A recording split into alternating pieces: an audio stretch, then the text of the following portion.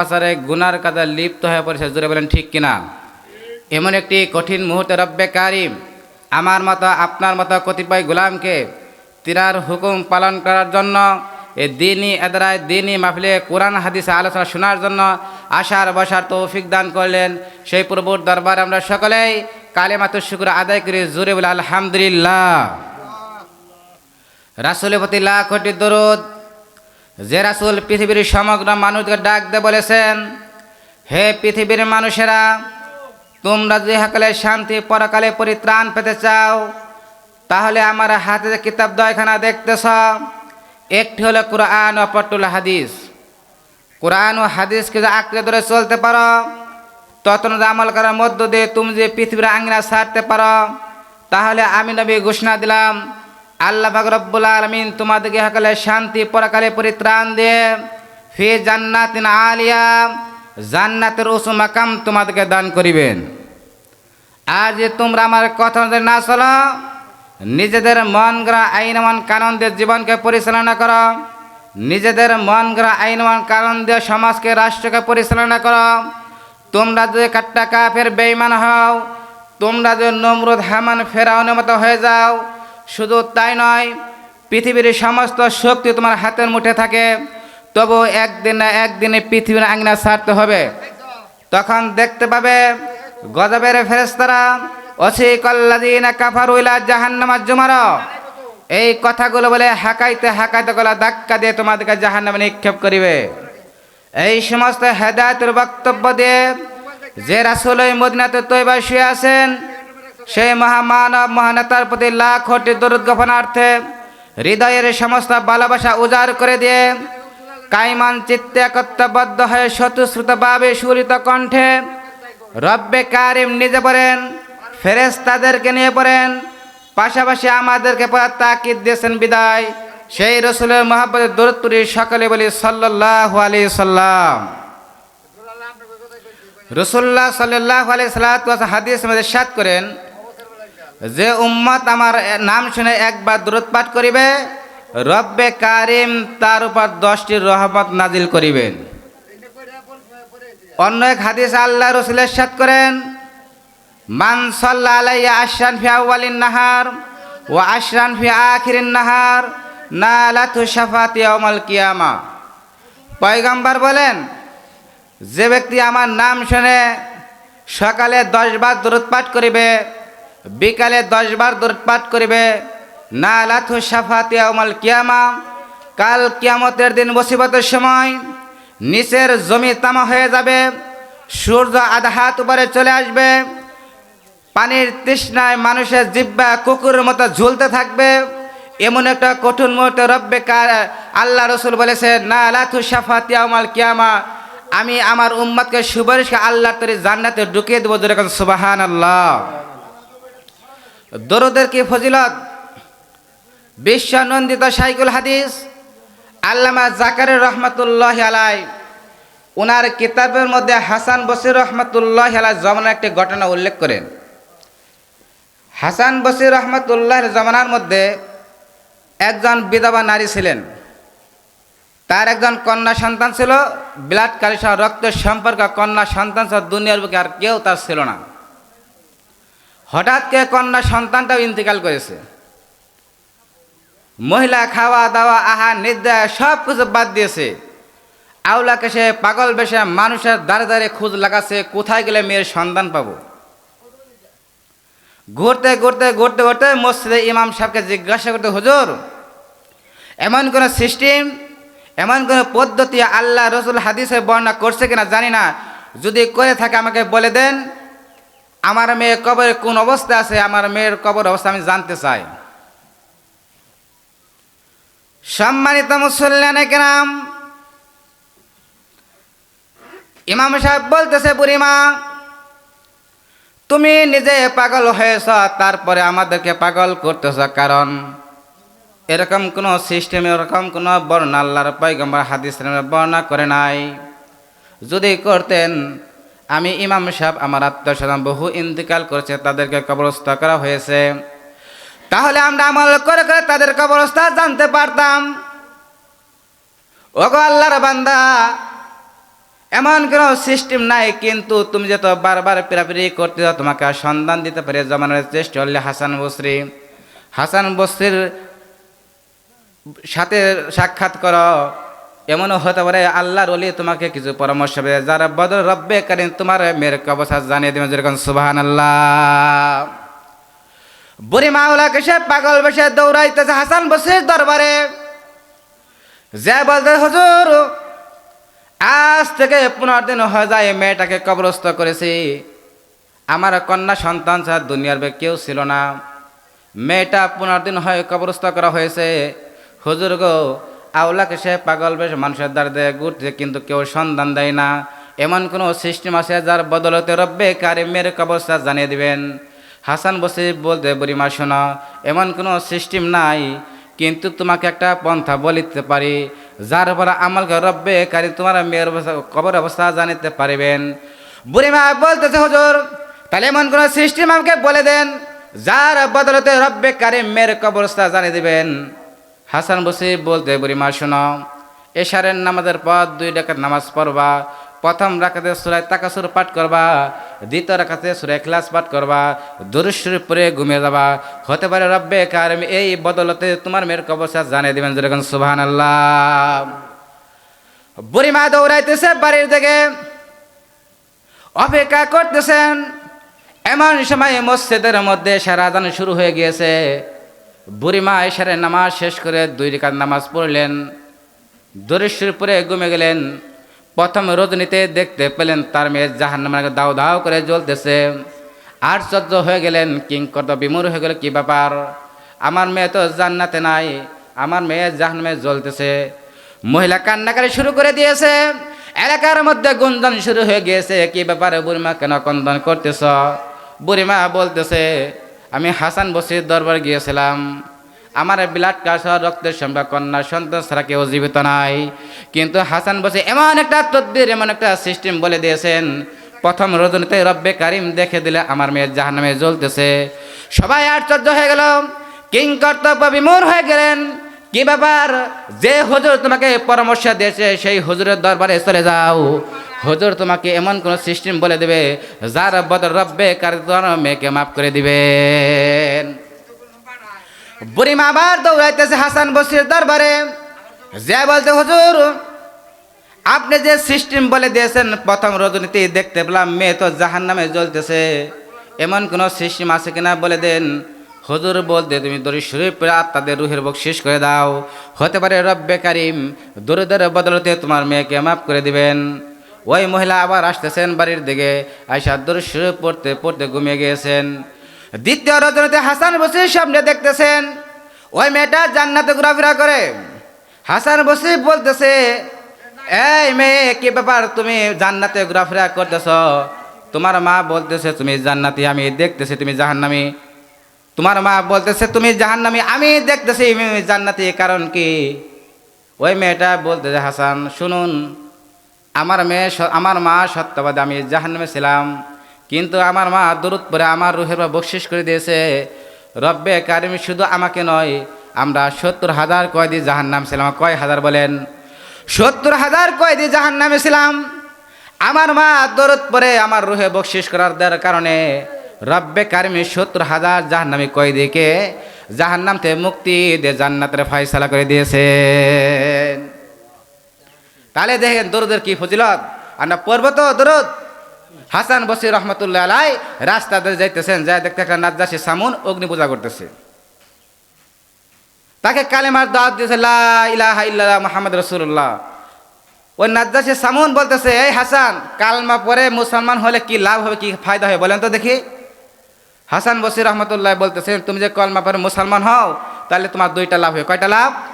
2টা লাভ। একটা লাভ হলো আল ইসলাম ইয়াহদিমু মা কানা ক্বাবলাহু, তুমি কলমা পরে মুসলমান হওয়ার সাথে সাথে রব্বে কারিম তোমার পিছনের সমস্ত গুনাহ মাফ করে দিবেন।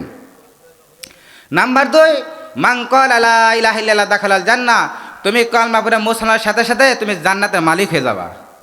এ কথা বলার সঙ্গে সঙ্গে নাজ্জাশী সামুন খুশিতে আত্মহারা। ঠিক আছে, যেহেতু কলমা বললে গুনাহ মাফ হবে, জান্নাতের মালিক হবো, তাহলে তো কালমা পরে মুসলমান হলে তো কোনো সমস্যা নাই। সে কী করছে, ওযু করে গোসল করে কলমা পরে মুসলমান হয়ে গেছে। হওয়ার পরে উনি হাসান বসরি রহমতুল্লাহ বলতেছে, আমি যে জান্নাতের মালিক হলাম, রব্বে কারিম যে আমার জীবনের সমস্ত কারণে মাফ করে দিলেন, তাহলে একটা সার্টিফিকেট, একটা ডকুমেন্ট, একটা খাতা মধ্যে লিখে দিন। হাসান বসরি রহমতুল্লাহ প্রশ্ন করলেন, এই নাজ্জাশী সামুন, এই খাতায় লিখলে কি হবে, কি ফায়দাটা হবে? তখন নাজ্জাশী সামুনের ফায়দা এই, সারা জীবন আমি অগ্নি পূজা করেছি, আমি যখন ইন্তিকাল করব, মসজিদে মসজিদে মেয়েকে এলান হবে যে সারা জীবন অগ্নি পূজা করছে, নাজ্জাশী সামুন কি করেছে, ইন্তিকাল করেছে। যখন সমস্ত মানুষ এসে আমাকে কবরে রাখবে, আর মন কান্নাকে কবরে প্রশ্ন করে, আমার রব্বু কামান দিন কামান নাবিউকা, তোমার রবকে, তোমার দিন কি, তোমার নবীকে, আমি নাজ্জাশী সামুন উত্তর দেওয়া সম্ভব হবে না। আপনার হাতের লেখা আল্লাহর দরবারে শুকর, আল্লাহতে জান্নাতে প্রবেশ করিব। সম্মানিত মুসল্লিয়ানে কেরাম, হাসান বসরি রহমতুল্লাহ আলাইহি একটা কাগজের মধ্যে লিখে দিলেন, রব্বে কারিম, তোমার হাবিবের মেসেজ যে মান ক্বালা লা ইলাহা ইল্লা দাখালাল জান্নাহ, কলমা পড়লে জান্নাতের মালিক হয়ে, আমি হাসান লিখে দিলাম। রব্বুল আলামিন তোমার পয়গম্বর আরেকটা মেসেজ দিয়েছেন, আল ইসলাম ইয়াহদিমু মা কানা ক্বাবলাহু, ইসলাম গ্রহণ করলে তার জীবনের সমস্ত গুনাহ মাফ হয়ে যাবে। আমি হাসান লিখে দিলাম। নাজ্জাশী সামুন ইন্তেকাল করেছেন পরের দিন। মসজিদে ফজরের নামাজের পরে হাসান বসরি দেখতেছে একটা কাগজ ঘোরাফেরা করতেছে। হাসান বসরি রহমতুল্লাহ আলাইহি খপ করে ধরলেন, দেখতেছেন যে কাগজটা আমাদের লিখে দিয়েছিলাম, ওই কাগজ অপর পৃষ্ঠায় রব্বে কারিম লিখেছেন, হাসান তোমার লেখা দেওয়া দরকার নাই, আমি আল্লাহ পাক রব্বুল আলামিন নাজ্জাশী সামুনকে কলমা পড়ার সঙ্গে সঙ্গে জান্নাতের মালিক বানিয়ে দিয়েছি। তা আমি মুসলমান, আমার জন্য দায়িত্ব কি? আল্লাহ রসুল বলেছেন যে আমি পৃথিবীতে অনেক সিলেবাস থাকবে, আমি তোমাকে 2টা সিলেবাস দেখলাম। তারাকতু ফীকুম আমরাইন লান তাদিল্লু মা তামাসসাকতুম বিহিমা কিতাবাল্লাহ সুন্নাত রাসূলি, যে আমি তোমাদেরকে 2টা সিলেবাস দেখাই, একটা কোরআন, অপরটা হাদিস। কোরআন ও হাদিস আঁকড়ে ধরে চলতে পারো, তাহলে তোমার পথ দোষা পথ হারা কেউ করতে পারবে না।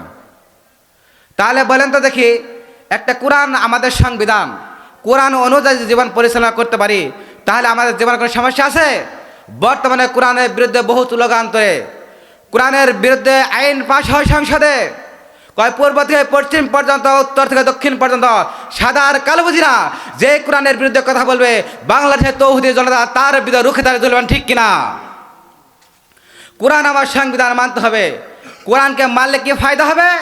বলা হয়েছে একটা হাফিজে কোরআন, বলেন তো দেখি, একটা কমপ্লিট হাফিজে কোরআন কয় বছর সময় লাগে? আর কমপ্লিট হাফিজে কোরআন 5 বছর সময় লাগে। কয় বছর?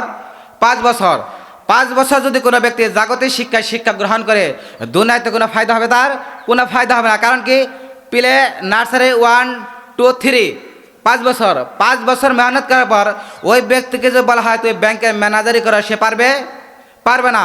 5 বছর জাগতিক শিক্ষা গ্রহণ করার পর যদি বলা হয় তুমি দোকানদারি করো, দোকানদারি করতে পারবে না। 5 বছর মেহনত করার পর যদি বলে তুমি ইমামতি করো, সে পারবে না। পক্ষান্তরে যে ব্যক্তি কোরআনের শিক্ষায় শিক্ষিত হলো, তার মর্যাদা রব্বে কারিমের কাছে কতটুকু বেড়েছে দেখেন।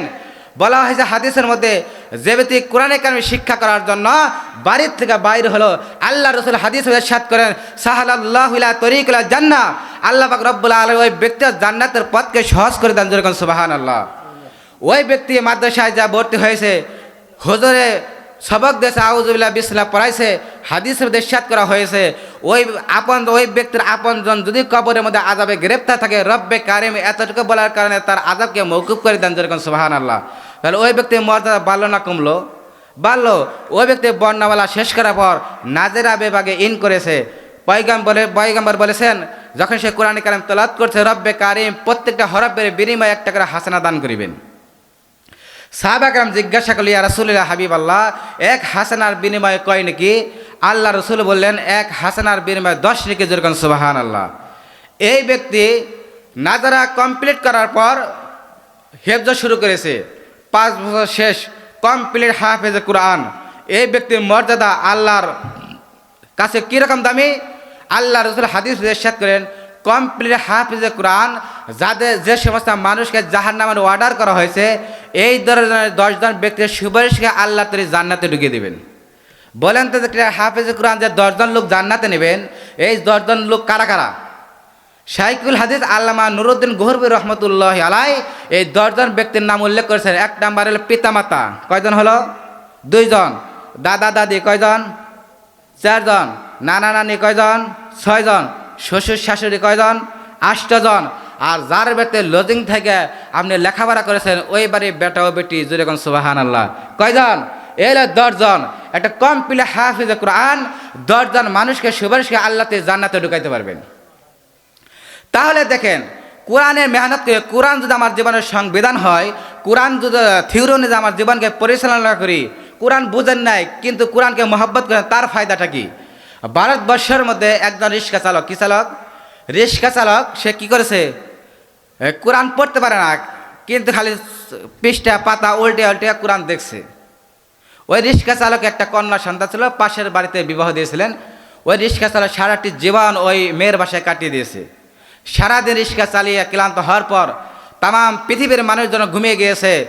তাহাজ্জুদের সময় যখন ও হয়েছে, নামাজ পড়ে হারিকেনটা ধরে কোরআনের কারিমের পৃষ্ঠা উল্টাইছে আর বলছে, এ বিশ্বাস কা, এ বিশ্বাস কা, আল্লাহ তুমি যা লিখেছ, যা বর্ণনা করো সব সত্য। চোখ থাকতো অন্ধ, আমি পড়তে পারি না, আল্লাহ কোরআনে উসলে আমাকে মাফ করে দাও। হঠাৎ করে এই রিক্সা চালক মারা গিয়েছে। ভদ্রলোক ধনী লোক মারা গেলে ঘন্টার পর ঘন্টা মুছে এলান হয়, রিক্সা চালক মারা গেছে, কে খবর নেয়? বলেন তো দেখি, কে খবর নেয়? এমন একটা জায়গার মধ্যে রিক্সা চালক মারা গিয়েছে, ওই এলাকা এত গণ্ডমূর্খ, কিভাবে কাফনাইতে হবে পারে না, কিভাবে জানাজা পড়াইতে হবে তাও পারে না, কবরে রাখতে হবে মিনহা খলাকনাকুম ওয়া ফিহা নুইদুকুম ওয়া মিনহা নুখরিজুকুম তারাতান উখরা, কিভাবে বলতে হবে সে এই জিনিসটা পারে না। এলাকায় গুঞ্জন শুরু হয়ে গেছে, কি করা যায়? যেহেতু মুসলমান, যেহেতু দামি, মুসলমানের লাশটাও ওই রকম দামি, জানাজা বিহীন তো তাকে রাখা যাবে না। তাহলে কি করা যায়? এলাকার লোকজন পরামর্শ করলো, তাহলে শোনো, আমরা লাশটাকে যেভাবে পারি সুন্দরকে গোসল টোসল দিয়ে কাঁপিয়ে এখান থেকে 3 কিলোমিটার দূরে একটা রাস্তা রয়েছে, মেন রাস্তায় লাশটাকে রাখবো। হতে পারে আল্লাহর কোনো মাহবুব বান্দা যদি রাস্তা দিয়ে অতি গুনার কাজে লিপ্ত হয়ে পড়েছে, জোরে বলেন ঠিক কিনা? এমন একটি কঠিন মুহূর্তে রব্বে কারিম আমার মতো আপনার মতো কতিপয় গোলামকে তিনার হুকুম পালন করার জন্য, এই দিনই এদারায় দিনই মাহফিলে কোরআন হাদিসে আলোচনা শোনার জন্য আশার বসার তৌফিক দান করলেন। সেই প্রভুর দরবারে আমরা সকলেই কালেমাতুশ শুকর আদায় করি, জোরে বলে আলহামদুলিল্লাহ। রাসূলের প্রতি লাখ কোটি দরুদ। যে রাসূল পৃথিবীর সমগ্র মানুষকে ডাক দিয়ে বলেছেন, হে পৃথিবীর মানুষেরা, তোমরা যে হাকালে শান্তি পরকালে পরিত্রাণ পেতে চাও, তাহলে আমার হাতে যে কিতাব দয়খানা দেখতেছ, একটি হলো কোরআন ও অপরটি হলো হাদিস। কোরআন ও হাদিসকে যে আঁকড়ে ধরে চলতে পারো, ততন আমল করার মধ্য দিয়ে তুমি যে পৃথিবীর আঙ্গিনা ছাড়তে পারো, তাহলে আমি নবী ঘোষণা দিলাম, আল্লাহ পাক রব্বুল আলামিন তোমাদেরকে হাকালে শান্তি পরকালে পরিত্রাণ দিয়ে ফি জান্নাতিন আলিয়া, জান্নাতের উঁচু মাকাম তোমাদেরকে দান করিবেন। আর যে তোমরা আমার কথা অনুযায়ী না চলো, নিজেদের মন গড়া আইনমান কানুন দিয়ে জীবনকে পরিচালনা করো, নিজেদের মন গড়া আইনমান কানুন দিয়ে সমাজকে রাষ্ট্রকে পরিচালনা করো, তোমরা যদি কাট্টা কাফের বেঈমান হও, তোমরা যদি নমরুদ হামান ফেরাউনের মতো হয়ে যাও, শুধু তাই নয়, পৃথিবীর সমস্ত শক্তি তোমার হাতের মুঠে থাকে, তবু একদিন না একদিনে পৃথিবীর আঙিনা ছাড়তে হবে। তখন দেখতে পাবে গজবের ফেরেশতারা ওয়াসিকাল্লাযীনা কাফারু ইলা জাহান্নামা যুমারা, এই কথাগুলো বলে হাকাইতে হাকাইতে গলা ধাক্কা দিয়ে তোমাদেরকে জাহান্নামে নিক্ষেপ করিবে। এই সমস্ত হেদায়েতের বক্তব্য দিয়ে যে রাসূল ওই মদিনাতে তৈবায় শুয়ে আছেন, সেই মহামানব মহানেতার প্রতি লাখ কোটি দরুদ জ্ঞাপনার্থে হৃদয়ের সমস্ত ভালোবাসা উজাড় করে দিয়ে কাইমান চিত্তে একত্রবদ্ধ হয়ে স্বতঃস্ফূর্তভাবে সুরিত কণ্ঠে রব্বে কারিম নিজে পড়েন, ফেরেশতাদেরকে নিয়ে পড়েন, পাশাপাশি আমাদেরকে পড়ার তাকিদ দিয়েছেন বিদায় সেই রসুলের মহব্বতের দরুদ পড়ি সকলে বলি সাল্লাল্লাহু আলাইহি সাল্লাম। রাসূলুল্লাহ সাল্লাল্লাহু আলাইহি সাল্লাম হাদিসের মধ্যে ইরশাদ করেন, যে উম্মত আমার নাম শুনে একবার দরুদ পাঠ করিবে, রব্বে কারিম তার উপর 10টি রহমত নাজিল করিবেন। অন্য এক হাদিস আল্লাহ রাসূল ইরশাদ করেন, মান সাল্লা আলাইয়া আশরান ফি আউয়ালিন নাহার ওয়া আশরান ফি আখিরিন নাহার নালাতু শাফাতি ইয়াউমাল কিয়ামা। পয়গম্বর বলেন, যে ব্যক্তি আমার নাম শুনে সকালে 10 বার দরুদ পাঠ করিবে, বিকালে 10 বার দরুদ পাঠ করিবে, না লাথু সাফাতি ইয়াউমাল কিয়ামা, কাল কিয়ামতের দিন মুসিবতের সময় নিচের জমি তামা হয়ে যাবে, সূর্য আধা হাত উপরে চলে আসবে, পানির তৃষ্ণায় মানুষের জিহ্বা কুকুরের মতো ঝুলতে থাকবে, এমন একটা কঠিন মুহূর্তে রব্বে আল্লাহ রসুল বলেছে, না লাথু সাফাতি ইয়াউমাল কিয়ামা, আমি আমার উম্মতকে সুপারিশকে আল্লাহর তরি জান্নাতে ঢুকিয়ে দেবো। যেরকম সুবহানাল্লাহ। দরুদের কি ফজিলত! বিশ্বনন্দিত শাইখুল হাদিস আল্লামা জাকারিয়া রহমাতুল্লাহি আলাইহি ওনার কিতাবের মধ্যে হাসান বসরি রহমাতুল্লাহি আলাইহি জমানার একটি ঘটনা উল্লেখ করেন। হাসান বসরি রহমাতুল্লাহির জমানার মধ্যে একজন বিধবা নারী ছিলেন। তার একজন কন্যা সন্তান ছিল, ব্লাড কালিসা রক্তের সম্পর্ক কন্যা সন্তান ছিল, দুনিয়ার বুকে আর কেউ তার ছিল না। হঠাৎ করে কন্যা সন্তানটাও ইন্তেকাল করেছে। মহিলা খাওয়া দাওয়া আহার নিদ্রা সব কিছু বাদ দিয়েছে। আউলাকে সে পাগল বেশে মানুষের দাঁড়ে দাঁড়িয়ে খোঁজ লাগাচ্ছে, কোথায় গেলে মেয়ের সন্তান পাবো। ঘুরতে ঘুরতে ঘুরতে ঘুরতে মসজিদে ইমাম সাহেবকে জিজ্ঞাসা করতে, হুজুর, এমন কোন সিস্টেম, এমন কোন পদ্ধতি আল্লাহ রসুল হাদিসে বর্ণনা করছে কিনা জানি না, যদি করে থাকে আমাকে বলে দেন। আমার মেয়ে কবরে কোন অবস্থায় আছে, আমার মেয়ের কবর অবস্থা আমি জানতে চাই। সম্মানিত মুসল্লিয়ানে কেরাম, ইমাম সাহেব বলতেছে, বুড়িমা, তুমি নিজে পাগল হয়েছ, তারপরে আমাদেরকে পাগল করতেছ, কারণ এরকম কোনো সিস্টেম, এরকম কোনো বর্ণনা আল্লাহর পয়গম্বর হাদিসের বর্ণনা করে নাই। যদি করতেন, আমি ইমাম সাহেব, আমার আত্মীয়স্বজন বহু ইন্তেকাল করেছে, তাদেরকে কবরস্থ করা হয়েছে, তাহলে আমরা আমল করে করে তাদের কবরস্থ জানতে পারতাম। ওগো আল্লাহর বান্দা, এমন কোনো সিস্টেম নাই, কিন্তু তুমি যত বারবার পিরাপিরি করতে যাও, তোমাকে সন্ধান দিতে পারে জমানোর চেষ্টা করলে হাসান বসরির সাথে সাক্ষাৎ করো, এমনও হতে পারে আল্লাহর ওলি তোমাকে কিছু পরামর্শ দেবে, যারা বদর রব্বে কারীম তোমার মেয়ের অবস্থা জানিয়ে দেবেন। যেরকম সুবহানাল্লাহ। বুড়ি মাওলাকে সে পাগল বেশে দৌড়াইতেছে হাসান বসরির দরবারে, যে বলতে, হুজুর, আজ থেকে 15 দিন হয়ে যায় মেয়েটাকে কবরস্থ করেছি, আমার কন্যা সন্তান ছাড়া দুনিয়ার কেউ ছিল না, মেয়েটা 15 দিন হয় কবরস্থ করা হয়েছে। হুজুর গো, আওলাকে সে পাগল বেশ মানুষের দ্বারে ঘুরছে, কিন্তু কেউ সন্ধান দেয় না, এমন কোনো সিস্টেম আছে যার বদলতে রব্বে কারীমের কবরস্থ জানিয়ে দিবেন? হাসান বসরি বলতে, বুড়িমা শোনো, এমন কোনো সিস্টেম নাই, কিন্তু তোমাকে একটা পন্থা বলিতে পারি, যার উপর আমল করে রব্বে কারীম তোমার মেয়ের কবর অবস্থা জানিতে পারিবেন। বুড়িমা বলতেছে, হুজুর, তাহলে এমন কোনো সিস্টেম আমাকে বলে দেন, যার বদলতে রব্বে কারীম মেয়ের কবরস্থ জানিয়ে দিবেন। হাসান বসরি বলতে, বুড়িমা শোনো, এশারের নামাজের পর 2 রাকাত নামাজ পড়বা, প্রথম রাকাতে সূরা তাকাসুর পাঠ করবা, দ্বিতীয় রাকাতে সূরা ইখলাস পাঠ করবা, দুরূদ শরীফ পড়ে ঘুমিয়ে যাবা, হতে পারে রব্বে কারীম এই বদলতে তোমার মেয়ের কবরস্থ জানিয়ে দিবেন। যেরকম সুবহানাল্লাহ। বুড়িমা দৌড়াইতেছে বাড়ির দিকে, অপেক্ষা করতেছেন। এমন সময় মসজিদের মধ্যে এশার আযান শুরু হয়ে গিয়েছে। বুড়িমা এশারের নামাজ শেষ করে 2 রাকাত নামাজ পড়লেন, দুরূদ শরীফ পড়ে ঘুমিয়ে গেলেন। প্রথম রজনীতে দেখতে পেলেন তার মেয়ে জাহান্নামে দাও দাও করে জ্বলতেছে। আশ্চর্য হয়ে গেলেন, কিংকর্ত বিমূঢ় হয়ে গেল, কি ব্যাপার, আমার মেয়ে তো জান্নাতে নাই, আমার মেয়ে জাহান্নামে জ্বলতেছে। মহিলা কান্নাকারি শুরু করে দিয়েছে, এলাকার মধ্যে গুঞ্জন শুরু হয়ে গিয়েছে, কি ব্যাপারে বুড়িমা কেন কন্দন করতেছ? বুড়িমা বলতেছে, আমি হাসান বসরির দরবার গিয়েছিলাম, আমার ব্লাড ক্যান্সার রক্তের সম্পর্ক কন্যা সন্তান ছাড়া কেউ জীবিত নাই, কিন্তু হাসান বসরি এমন একটা তদ্বির, এমন একটা সিস্টেম বলে দিয়েছেন, প্রথম রজনীতে রব্বে কারীম দেখে দিলে আমার মেয়ে জাহান্নামে জ্বলতেছে। সবাই আশ্চর্য হয়ে গেল, কিংকর্তব্য বিমূঢ় হয়ে গেলেন, কি ব্যাপার, যে হুজুর তোমাকে পরামর্শ দিয়েছে সেই হুজুরের দরবারে চলে যাও, হুজুর তোমাকে এমন কোন সিস্টেম বলে দেবে যার বদল রব্বে কারীম তোমার মেয়েকে মাফ করে দিবেন। বুড়িমা আবার দৌড়াইতেছে হাসান বসরির দরবারে, যে বলতে, হুজুর, আপনি যে সিস্টেম বলে দিয়েছেন প্রথম রজনীতে দেখতে পেলাম মেয়ে তো জাহান্নামে জ্বলতেছে, এমন কোন সিস্টেম আছে কিনা বলে দেন। হুজুর বলতে তুমি দরুদ শরীফ পড়ে তাদের রুহের বকশিশ করে দাও, হতে পারে রব্বে কারিম দরুদের বদলতে তোমার মেয়েকে মাফ করে দিবেন। ওই মহিলা আবার আসতেছেন বাড়ির দিকে, আয়সা দরুদ শরীফ পড়তে পড়তে ঘুমিয়ে গিয়েছেন। দ্বিতীয় রজনীতে হাসান বসরির সামনে দেখতেছেন ওই মেয়েটা জান্নাতে ঘোরাফেরা করে।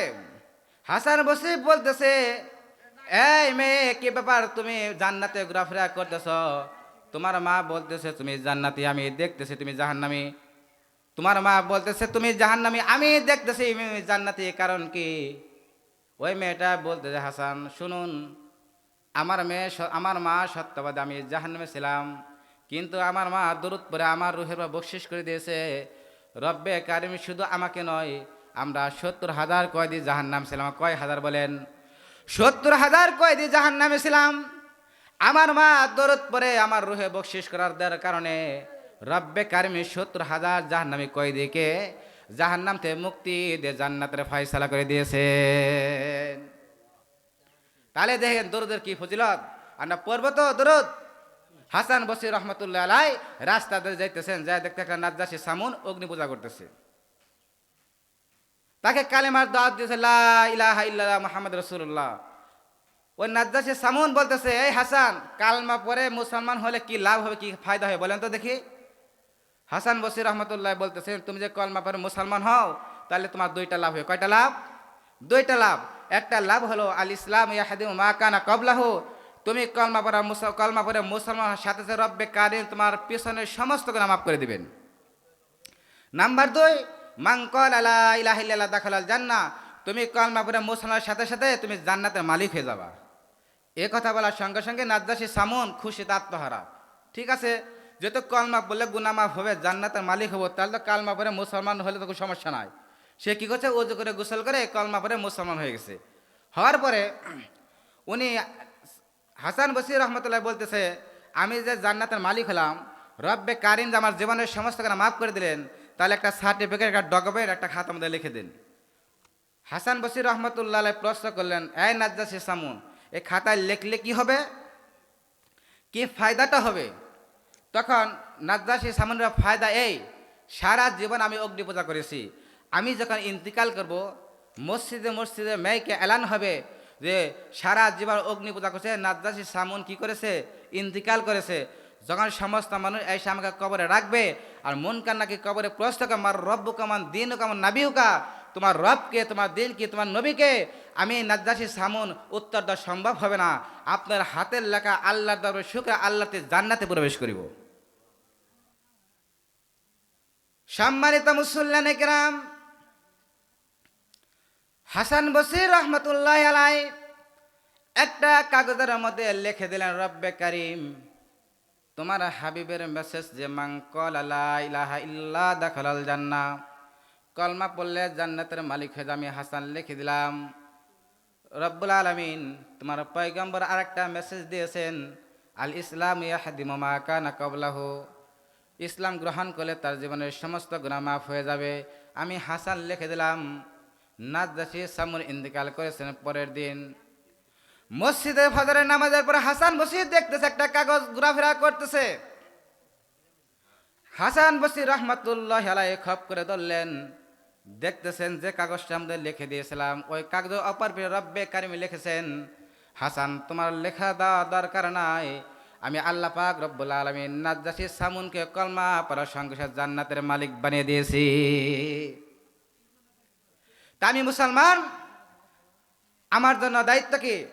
আল্লাহ রসুল বলেছেন যে আমি পৃথিবীতে অনেক সিলেবাস থাকবে, আমি তোমাকে 2টা সিলেবাস দেখলাম।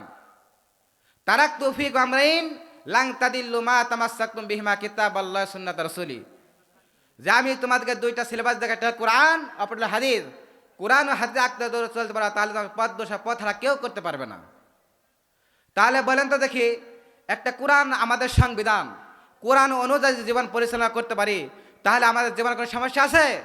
বর্তমানে কোরআনের বিরুদ্ধে বহু স্লোগান তোলে, কোরআনের বিরুদ্ধে আইন পাশ হয় সংসদে, কয় পূর্ব থেকে পশ্চিম পর্যন্ত, উত্তর থেকে দক্ষিণ পর্যন্ত সাদা আর কালো বুঝিনা যে কোরআনের বিরুদ্ধে কথা বলবে, বাংলাদেশের তৌহিদি জনতা তার বিরুদ্ধে রুখে দাঁড়িয়ে চলবেন, ঠিক কিনা?